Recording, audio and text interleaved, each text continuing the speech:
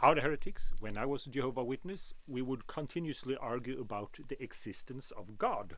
And we had the killer argument. It went like this. If you're walking in the forest and you find a watch, would you assume it just appeared from nothing, or that someone had made it? And that was my best argument, and many Christians use that. But it's kind of, we're living on a planet where the existence of humans are well established. The fact that some humans make watches are well established, and that some idiot would lose his watch in the forest is also well established. However, it's not established which God you believe in that you assume made that watch, or what human. So now, after I got kicked out from the Jehovah's Witnesses, people have a tendency to believe that I'm an atheist, which I never said I am.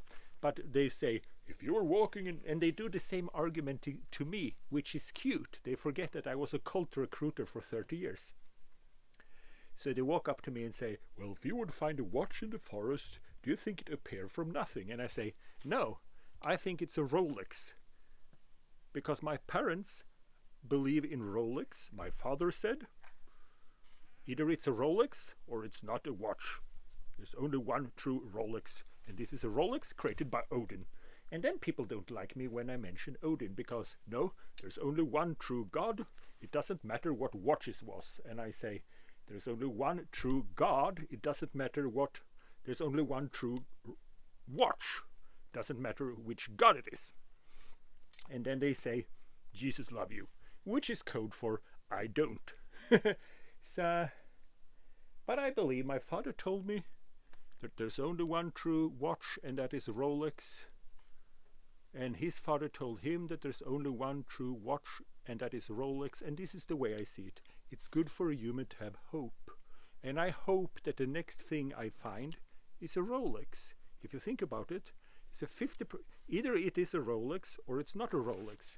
So there's a 50% chance that the next thing I found is a Rolex. That gives me hope and stability and a happy family life. And I think it's only fair that if someone don't expect the next thing they find to be a Rolex, they should burn in hell. So I'm going to London the 9th and 16th August this year for Doomsday Comedy. So outside the Jehovah's Witness convention, there's a restaurant called Collab Towers.